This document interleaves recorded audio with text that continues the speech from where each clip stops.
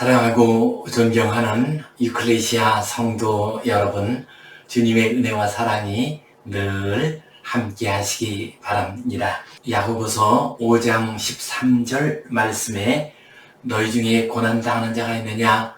그는 기도할 것이요 즐거워하는 자가 있느냐? 그는 찬송할지니라 말씀하셨습니다. 이 말씀 붙들고 기도와 찬송으로 인생의 모든 굴곡 있는 길을 승리하며 나아가시기를 간절히 바랍니다. 우리 함께 사도신경 고백하심으로 유클레시아 예배 시작하겠습니다. 나는 전능하신 아버지 하나님 천지의 창조주를 믿습니다. 나는 그의 유일하신 아들 우리 주 예수 그리스도를 믿습니다. 그는 성령으로 잉태되어 동정녀 마리아에게서 나시고 본디오 빌라도에게 고난을 받아 십자가에 못 박혀 죽으시고 장사된 지 사흘 만에 죽은 자 가운데서 다시 살아나셨으며 하늘에 오르시어 전능하신 아버지 하나님 우편에 앉아 계시다가 거기로부터 살아있는 자와 죽은 자를 심판하러 오심이라. 나는 성령을 믿으며 거룩한 공교회와 성도의 교제와 죄를 용서받는 것과 몸의 부활과 영생을 믿습니다. 아멘. 우리 함께 찬송 521장 드리겠습니다.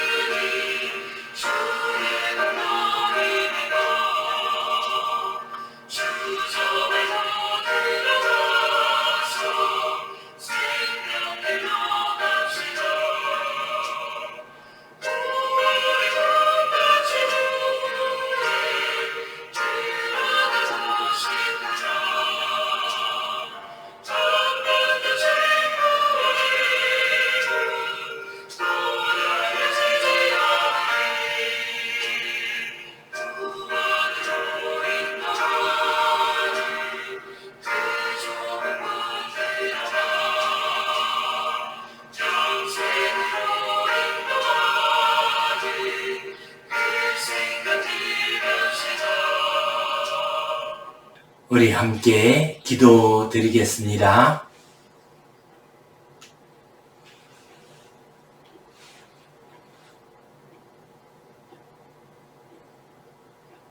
하나님 아버지 은혜에 감사합니다.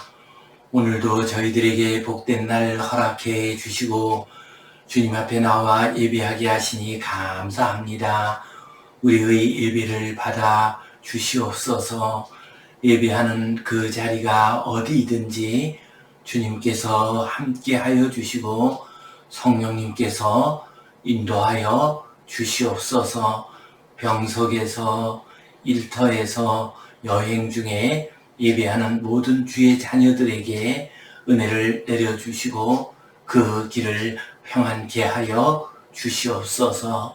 8월도 이제 저물어 가고 있습니다.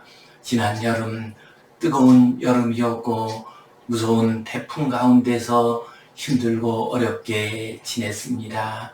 주님, 날씨를 순하게 해주시니 감사합니다. 서로 힘을 합치고 절제함으로 이 땅의 창조의 질서가 무너지지 않도록 도와 주시옵소서.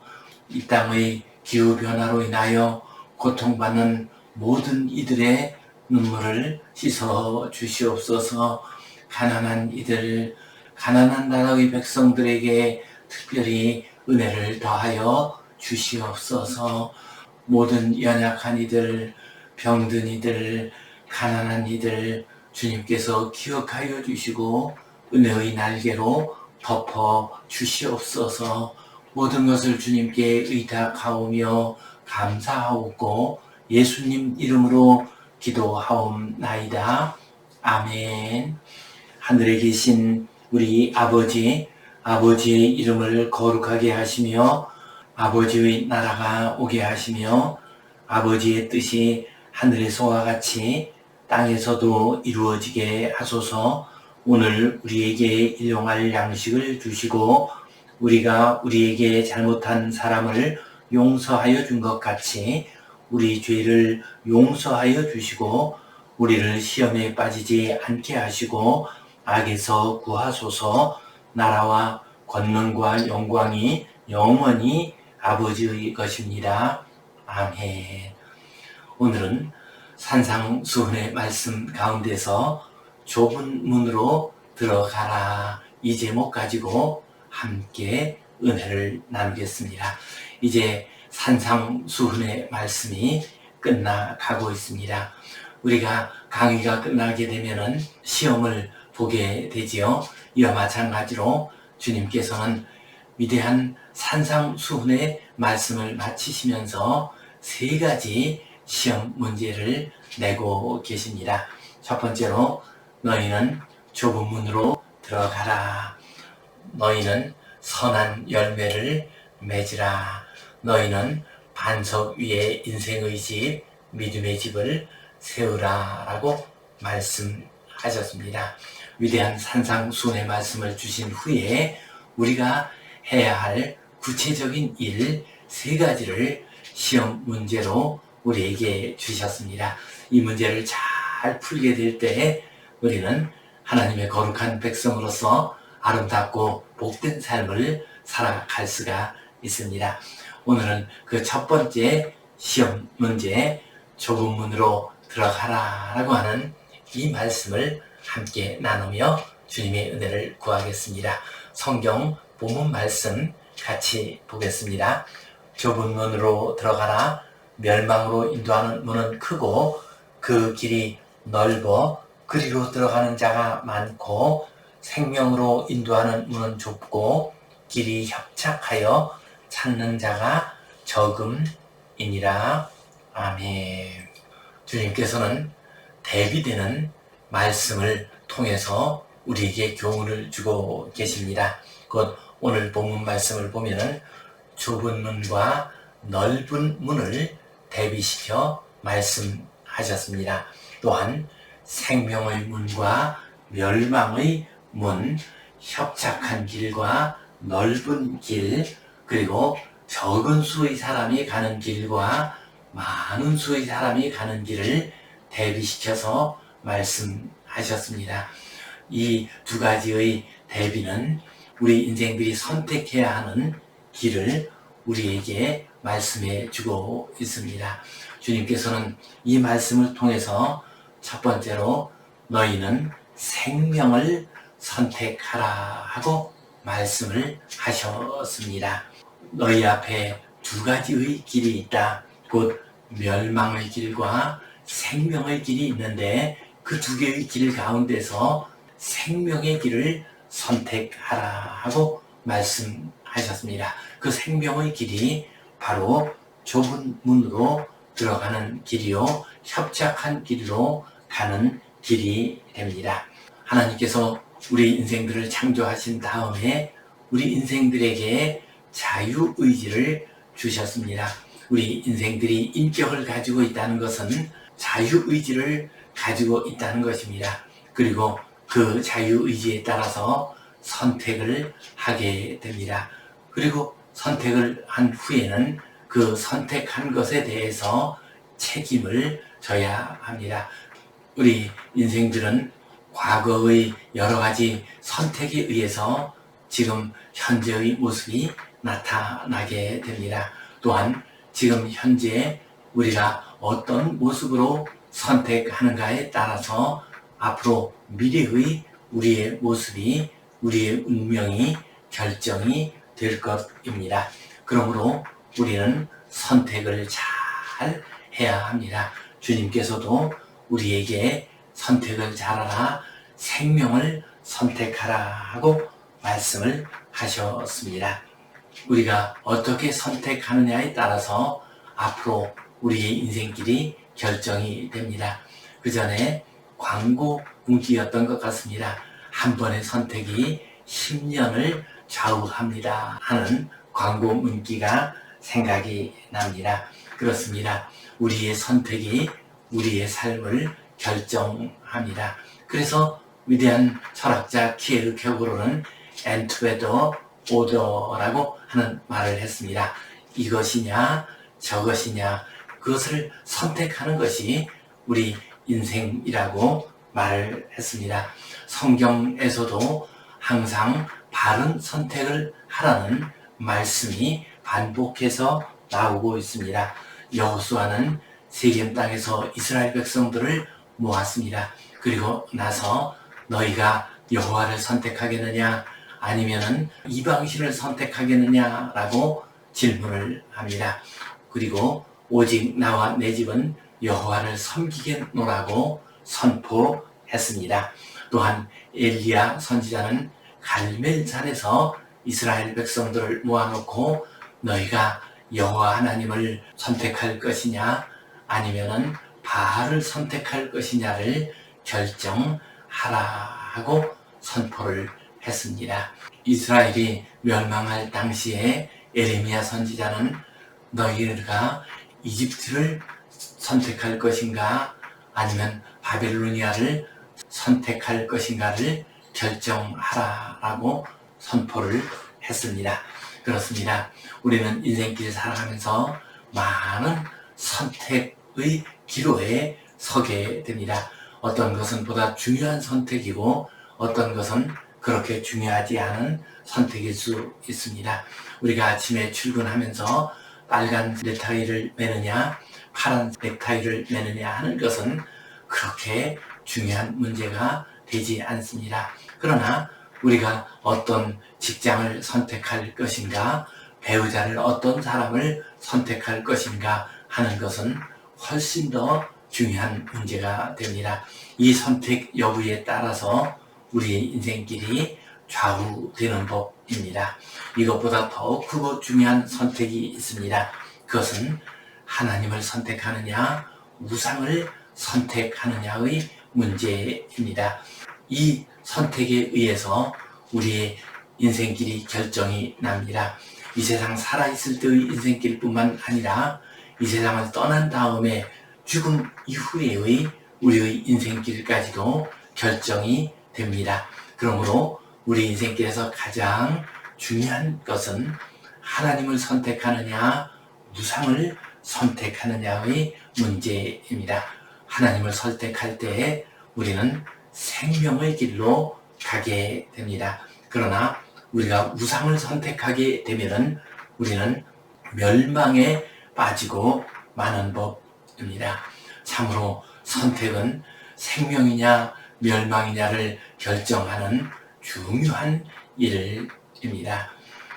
선택이라고 할 때 떠오르는 중요한 영화의 장면이 있습니다. 포세이돈 어드벤처라고 하는 영화입니다.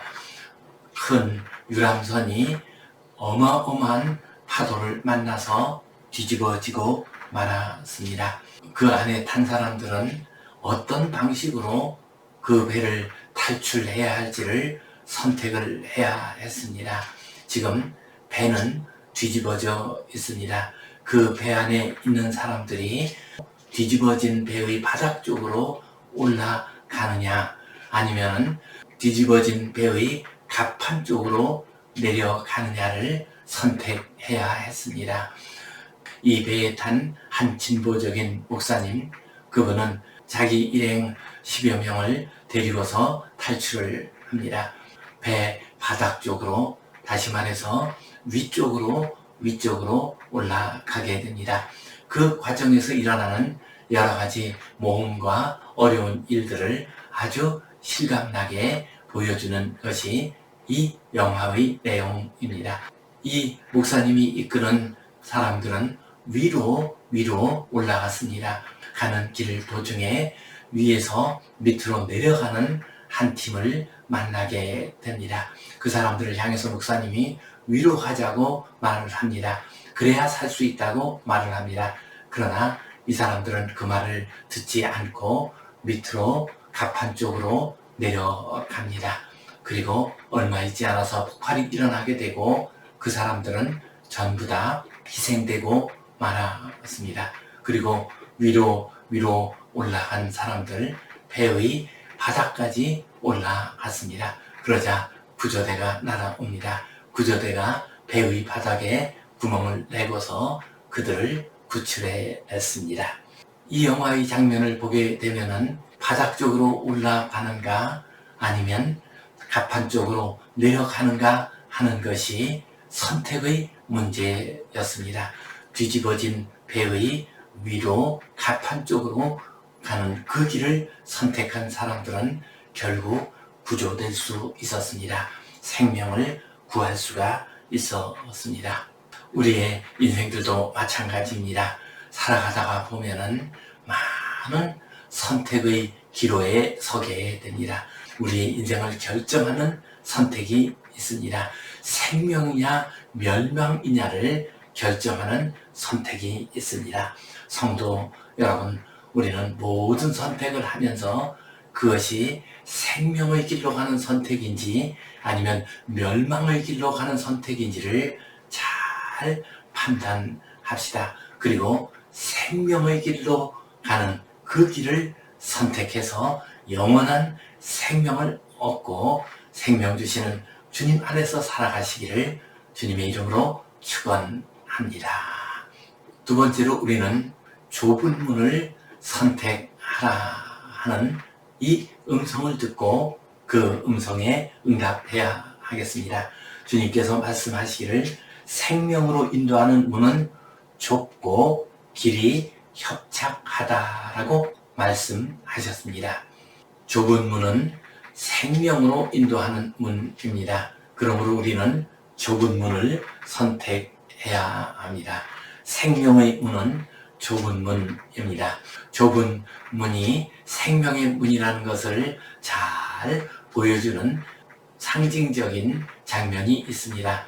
이스라엘에 가면 성탄교회가 있습니다. 그런데 그 성탄교회의 문은 아주 좁습니다. 높이는 1.5m 정도밖에 되지 않습니다. 그리고 폭도 한 60, 70cm 정도나 될까요? 그래서 한 사람이 허리를 굽혀야 간신히 들어갈 수 있는 좁은 문입니다. 그래서 누구나 이 성탄교회에 들어가려고 하면은 생명으로 오신 우리 주님, 아기 예수님을 모시기 위해서는 이 좁은 문으로 들어가야 합니다. 허리를 숙이고 들어가야 합니다. 가지고 있던 모든 짐들은 다 문 밖에 내려놓고 들어가야만 갈 수가 있습니다. 이것은 참 우리에게 중요한 사실을 가르쳐 주고 있습니다. 우리가 생명을 얻고자 하면은 예수님 앞으로 나아가야 합니다. 이 땅에 몸을 입고 오신 아기 예수님을 모셔 드려야 합니다. 그런데 아기 예수님을 모셔드리기 위해서는 좁은 문으로 들어가야 합니다. 작은 문으로 들어가야 합니다. 작은 문으로 들어가기 위해서는 겸손하게 허리를 굽혀야 합니다. 가지고 있는 모든 무거운 짐들을 내려놓아야 합니다. 좁은 문이란 무엇입니까? 그것은 이 세상의 헛된 욕심, 헛된 명예, 이런 것들을 다 내려놓아야만 들어갈 수 있는 문을 의미합니다. 이러한 문으로 들어갈 때 우리는 생명을 얻을 수가 있습니다. 또한 생명의 길은 협착하다라고 말씀하셨습니다. 여기서 협착하다라고 하는 말이 헬라어로는 테트림메네입니다. 이 테트림메네는 고난과 어려움이라고 하는 말에서 나온 단어입니다. 그렇습니다. 우리가 좁은 문에 들어가기 위해서는 고난과 어려움을 당할 수가 있습니다. 사랑의 수고와 믿음의 인내가 있어야만 우리는 좁은 문, 작은 문으로 들어갈 수가 있습니다. 원수까지도 사랑할 수 있어야 우리는 작은 문, 좁은 문으로 들어갈 수가 있습니다. 서양 금원에 노 크로스, 노 크라운이라는 말이 있습니다. 십자가 없이는 멸류관도 없다라는 말입니다. 또한 no pain, no gain이라는 말도 있습니다. 고통 없이는 얻는 것이 없다라는 말입니다. 좁은 문으로 들어가서 생명을 얻기 위해서는 때때로 고통을 당할 수가 있습니다. 십자가를 져야 하는 경우도 있습니다. 힘들고 어려운 길, 헌신의 길을 가야 할 수가 있습니다. 우리가 가지고 있는 이 세상의 헛된 욕심들, 헛된 명예들을 다 내려놓아야 들어갈 수 있는 문입니다. 주님께서는 좁은 문을 선택하라 말씀하셨습니다. 이 말씀 따라 좁은 문으로 들어가시고 그래서 영생을 얻는 복된 성도님들 되시기를 주님의 이름으로 축원합니다. 또한 주님께서 주신 이 말씀은 외로운 길을 선택하라 하는 말씀이기도 합니다. 생명으로 인도하는 문은 좁고 길이 협착하여 찾는 이가 적다라고 말씀하셨습니다. 찾는 이가 적은 길, 그 길은 외로운 길입니다. 찾는 이가 적다는 것은 그 길로 가는 사람의 수가 얼마 되지 않는다는 의미입니다. 그렇기 때문에 그 길을 가게 되면 항상 외롭기 마련입니다. 생명을 찾아서 가는 길은 외로운 길입니다. 세상 욕심을 내려놓고 자아를 죽이며 겸손하게 희생하며 살아가는 그 길, 십자가의 그 길은 외로운 길입니다. 가족들도 친한 친구들까지도 이해하지 못하는 외로운 길입니다. 그러나 그 외로운 길을 가게 될 때에 우리는 생명을 얻을 수가 있습니다. 슈바이처 박사가 아프리카를 향해서 가려고 할 때 주변에 많은 사람들이 말렸습니다. 심지어 비아냥 거리는 사람들까지도 있었습니다. 슈바이처 박사는 외로웠지만은 혼자서 그 길을 가게 됩니다. 그리고 많은 아프리카의 생명을 구했습니다. 20세기 인류의 큰 빛이 되었습니다. 그렇습니다. 우리가 생명의 길로 가려고 하면, 빛이 되는 길로 가려고 하면 언제든지 외로운 법입니다. 많은 사람들이 칭찬하고 존경하는 것이 아니라 조롱하고 손가락질 당하는 경우들도 많이 있습니다. 그러나 우리는 그 외로운 길을 가야 합니다. 사랑의 길, 진리의 길, 겸손의 길, 섬김의 길, 이러한 길들은 꼭 다른 사람이 칭찬하는 길이 아닙니다. 어떤 경우 외로운 길이 됩니다. 쓸쓸한 길이 됩니다. 애써 수고하였지만은 열매가 당장 눈앞에 나타나지 않을 수도 있습니다.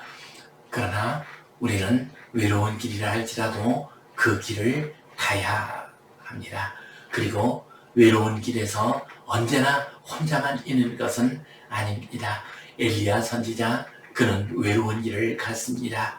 그래서 아합 왕과 이사벨 왕비에게 쫓기는, 목숨을 잃을 수 있는 위험 가운데 처하게 되었습니다. 그가 애써서 여호와를 섬긴 것이 아무 효과가 없는 것처럼 여겨지기도 했습니다. 그러나 여호와 하나님께서 그에게 나타나셔서 말씀하셨습니다. 내가 바알에게 무릎 꿇지 않은 자 7천을 남겨두었다라고 말씀하셨습니다.